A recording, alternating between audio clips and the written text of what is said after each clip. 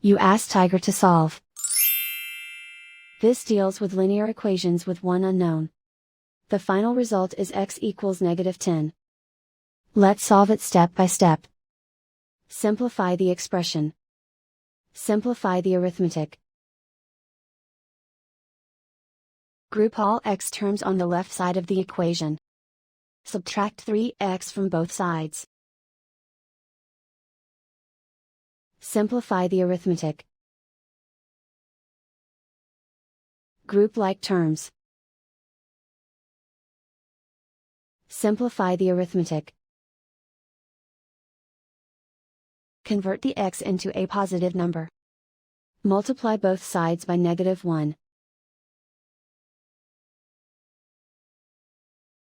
Remove the ones.